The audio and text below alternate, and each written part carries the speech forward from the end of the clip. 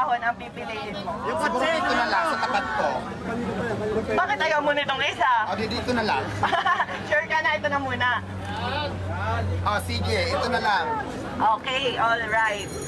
So, unahin na natin. Sure. Stop ko lang din muna. Nakita ko yung mga tao pinag-aaway sila dahil may parisan din to si Rosmar. Hindi ko alam sa mga tao, parang lahat na lang may issue, lahat na lang binalalaki, di ba? Hindi na lang tayo, dapat nga masaya pa tayo dahil lahat nagkaka-business, di ba? Nakakatulong din sa ating lahat yan, nagkakaroon ng mga trabaho, yung mga trabahador nila, o di ba? Nakakakain ng mura, tapos kailangan nag-aaway pa, kailangan iba-vlog pa na i-issue. Nakakainis din manood ng mga ganong mga content.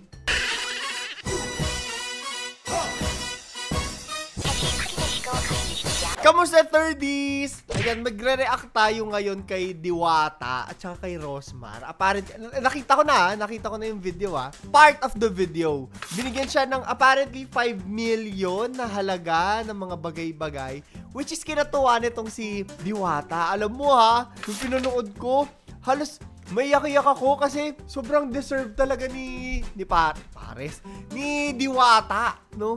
Yung lahat ng mga blessings na natatanggap niya ngayon kasi talagang pinaghirapan niya lahat yan At saka sabi nga nila, 'di ba, yung mga hindi nang lalamang sa kapwa, yun yung branding ni yung nagtatrabaho ng hindi kailangan manlamang sa kapwa. Mamaya meron tayong 1,000 Gcash giveaway. Sagutin niyo yung ating question of the day Mag-like, subscribe at notification bell kayo kung gusto niyo sumali dyan. Re-reactan na natin tong ginawa ni Rosmar kay Diwata. Let's go! Buksan mo na! Ayan, so meron ka! Grabe kung makikita mo yung saya talaga ni Diwata, no? Wala na yan Ano na, kumbaga, milestone na sa buhay niya yan. Kahit ano pang mangyari, no? Lalo na sa ekonomiya ngayon, pag meron kang sarili mong bahay talaga, mawalan ka man ng pera o hindi, may uuwian ka, no? Hindi mo na kailangan magbayad. So, happy ako para kay Diwata. Grabe na, iyak na! Pero 1 million! 1 billion! Diyos ko, dahil para kang sumali sa Wawawin, gano'n. Tapos nag-grand jackpot ka kay Willie, lahat. Ang total buhalos ng mga sponsor natin kay Diwata at Cash, lahat-lahat, nagkakahalaga lang po ng 5 million pesos. Kung papapiliin kita, alin dyan sa dalawang kahon? Sana, fairness, dadaanan lang din natin si Rosmar, no? Alam mo, sinasabi ko naman na to lagi sa mga previous videos ko. Hindi ko rin gets kung bakit inaaway siya ng mga tao. Pero mukhang, feeling ko ito gut feeling ko lang. Wala naman kasi akong alam sa mga issue nila ng mga influencer. Pero parang, feeling ko mabait na tao naman siya at maayos naman siya nagpapatakbo ng business niya. Nakita ko, compliant siya sa BIR. Yun talaga yung mga video na napanood ko. Hi, Rosmar! What if penge din ako ng pera? Medyo yung mga pangangailangan. May pangangailangan din ako ngayon. Ano ba naman yung 1 million, di ba? Kung papapiliin kita, alin dyan sa dalawang kahon ang pipiliin mo? Yung siguro dito na lang, sa tapat ko. Bakit ayaw mo nitong isa? O, dito na lang. Sure ka na, ito na muna. O, sige, ito na lang. Okay, alright. So, unahin na natin. Sure. Stop ko lang din muna. Nakita ko yung mga tao pinag-aaway sila dahil may parisan din to si Rosmar. Hindi ko alam sa mga tao, parang lahat na lang may issue, lahat na lang binalalaki, di ba? Hindi na lang tayo, dapat nga masaya pa tayo dahil lahat nagkaka-business, di ba? Nakakatulong din sa ating lahat yan, nagkakaroon ng mga trabaho, yung mga trabahador nila, o di ba? Nakakakain ng mura, tapos kailangan nag-aaway pa, kailangan iba-vlog pa na i-issue. Nakakainis din manood ng mga ganong mga content. Yan na talaga. Dito una akong pinili, pero ako lang Mas nabebet mo to, no? nakataon. Dito na lang. Sige. So, itaas natin ate ang first box natin. Ayan, so, ready ka na ba? Go na? Ready na! Go ka na talaga? Rosmar, buksan mo na! So, ayan, ang unang laman ng kahon. Bokya, charis. Ayan, so ang unang laman ng kahon natin. Ayan, so meron ka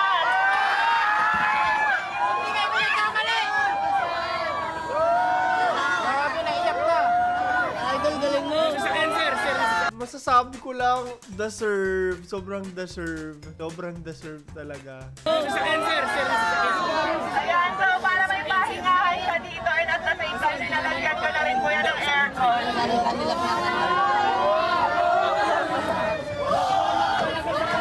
At makikita mo na great, eto ha, yung body language lang ni Diwata. Ang taong nanggaling, lagi ko sinasabi rito, na taong galing talaga sa hirap, alam yung value ng pinaghirapan, ng trabaho, at value ng mga bagay na binibigay sa'yo. Tingnan mo kung gaano siya ka-grateful kay Rosmar. Kasi nabalitaan ko na nagpapahinga lang daw siya dito sa sasakyan, kaya ayan. Ayan, free pop hose na pag pinagawa ko kay Ma'am Pierre. So, nandito siya guys. Ilalagay ko sa vlog kung saan. And next naman, ready ka na ba sa next kahon natin na magpapabago ng buhay mo? Ready ka na ba sa next kahon? Uiyak din ako.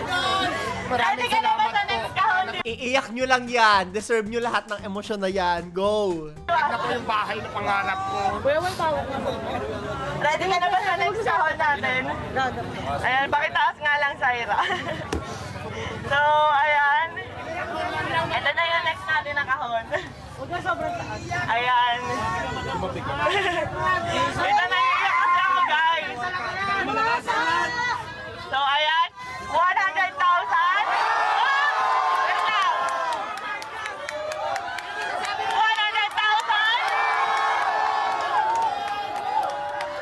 100,000.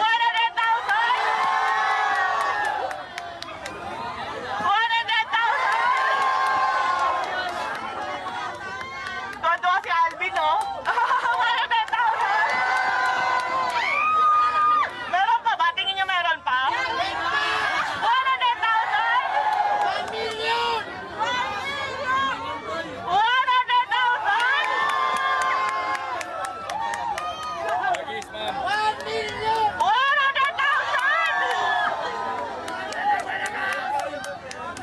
Alam mo ha, ako nakaramdam ako ng burnout sa pagre-react sa mga nagva-viral no nakaraan. Kung hindi mga issue, may mga ginawang mga illegal, may ginawang mga kasalanan, ng away ng ganyan-ganito, nagprank ng ganyan-ganyan. Napakalaking pangbanlaw ni Diwata. Kasi siya lang yung nag-viral na inspirational din. Especially ha, sa LGBTQIA+ community. Hindi lahat ng panahon, talagang pinupuri ang isang kagaya ng Diwata na bakla. So, nakakatuwa yun. Inspirasyon din siya. Especially sa LGBTQIA+ community. 100,000!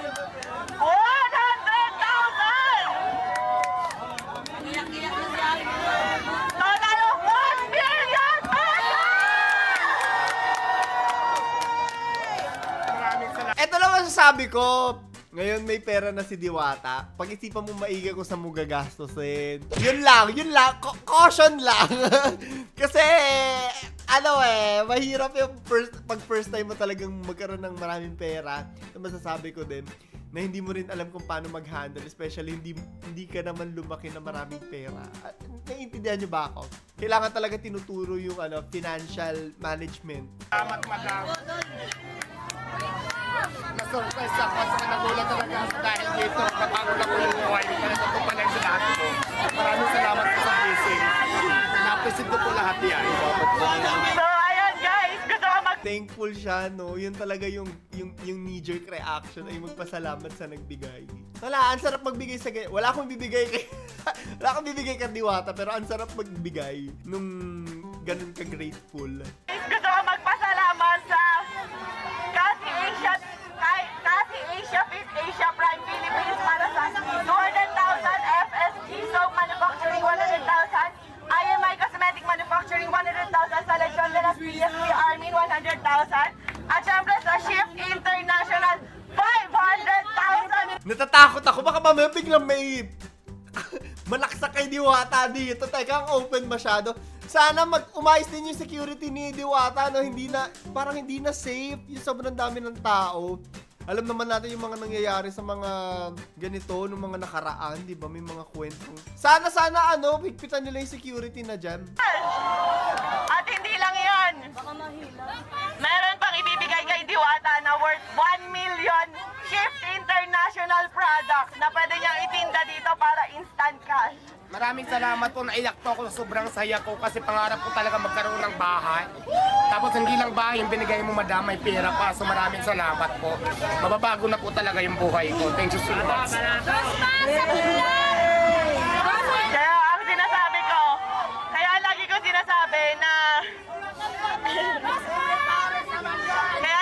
sinasabi na sure ako magbabago ang buhay dito ni Diwata kasi kami ng asawa ko po. Nakatira lang kami noon, natutulog lang po sa likuran ng pet shop sa Sampaloc, Manila kung saan sa kama namin may nagtatakbuhang daga, ipis at kung ano-ano pa. Pero dahil sa sinabit sa kasal namin ng galing din pala sa hirap itong si Diwata. Ay si Rosmar. Naiintindihan ko na siya. Ganyan din ako nung una akong kumita kasi parang gusto ko lang din tumulong ng tumulong. Wala na akong pera ngayon. Pero ganyan lang din yung ano ko. Well, hindi ko naman in-announce kung sino yung mga tinulungan ko. Pero ganyan-ganyan din yung ginawa ko sa mga tao nakikita ko na same struggle sa akin sa pag-YouTube or pag-internet. Alala. Anyways, naiyak si Claro! Yun lang po yung video natin para sa araw na to, para sa question of the day natin. Sa tingin mo ba deserve ni Diwata lahat ng blessings na natatanggap niya? Bakit? I-comment mo sa ilalim. So yun lamang po, ito si Claro the Third nagpapaalam. Meron po tayong live sa aking gaming page, punta po kayo doon. Araw-araw, halos araw-araw ako nagla-live doon. Kaya bisita kayo, lalagay ko yung link sa ilalim. Bye-bye! Love you! Sana all may 1 million! So, may nag-comment. Sabi niya, ba't dati di mo naman pinapansin si Diwata? Now na naksikat, nakikiride on ka din po eh. So, ito guys, finalo niya ako and finalo back ko siya niyan. Sabi niya, Madam, maraming salamat idol po kita. Salamat po sa pag-comment mo sa isang malaking karangalan sa akin. God bless po. Sana magkita tayo personal, Madam. Magpapapicture lang po ako. So sabi ko, yes, soon pag my time. Ito yung time na nasa Manila kami, yung nasa BGC kami. Hindi pa siya ganun kasikat nun or what. Finalo ba ko na talaga siya ay nagka-chat pa kaming ganyan. So sabi niya, yay, salamat po sa pag-reply. Idol ko, okay na po ako sa reply niyo. Salamat po, more blessings pa po. Then, ayun, tapos na yung chat namin. Then, another one naman, sabi ko, bala ko sana mag-open ng paresan Ihawan sa Kalawan, Laguna, Diwata, inspired, haha. May kita ka pa ba sa 100? My drinks and Andy rice na ano ba yun, Mi? Pork na malutong, hehe. So, ayan, alam ko na agad na pork na malutong yun. So, kino-confirm ko lang sa kanya kasi dapat dati pa ako mag-open ng paresan. Kaso nga lang, sabi ko kasi ang hirap lutuin ng beef. Ang tagal maluto. So, matagal na po akong merong cart.